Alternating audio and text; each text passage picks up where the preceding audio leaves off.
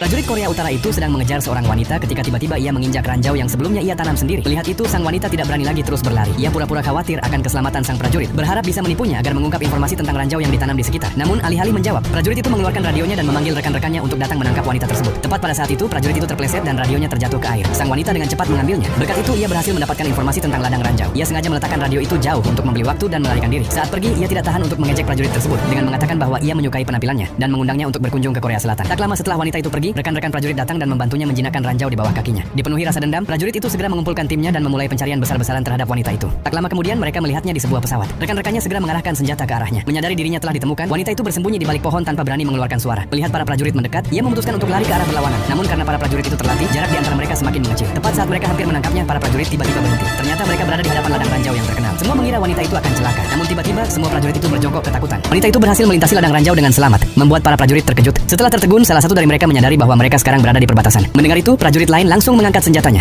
tetapi segera dihentikan oleh rekannya yang menahan larasnya. Mereka dengan cepat memberitahu penjaga perbatasan, tetapi pada saat itu para penjaga sedang memakai headphone dan menonton film, sama sekali tidak menyadari suara dari radio. Hal itu memungkinkan wanita tersebut berlari tanpa rasa takut menuju perbatasan. Pada saat itu beberapa prajurit lagi muncul dari sisi lain. Mereka berteriak tanpa henti, memberitahu wanita itu bahwa ini bukan negaranya dan mencoba menghentikannya agar tidak terus maju. Namun wanita itu tidak mendengar sepatah kata pun. Yang ia lihat hanyalah mereka tiba-tiba mengangkat senjata ke arahnya. Ketakutan, ia segera melompat ke depan. Wanita itu menyeberangi gunung dan sungai hingga akhirnya tiba di sebuah desa. Tepat ketika ia mengira dirinya aman, ia melihat sekelompok anak-anak dengan syal merah di leher mereka dan berbicara dalam bahasa Korea. Saat itulah ia menyadari bahwa dirinya masih berada di Korea Utara. Tiba-tiba sebuah kendaraan militer mendekatinya. Tepat saat kendaraan itu hampir melihatnya, seorang pria muncul dan menariknya ke sebuah halaman. Wanita itu terkejut melihat wajah tampan di hadapannya. Itu adalah prajurit yang selama ini mengejarnya. Wanita itu merasa senang, tak pernah menyangka akan bertemu lagi dengannya dalam situasi seperti ini. Namun prajurit Korea Utara itu berpikir, seorang wanita yang diam-diam melintasi garis demarkasi militer tanpa menyatakan tujuannya harus dieksekusi sesuai peraturan militer.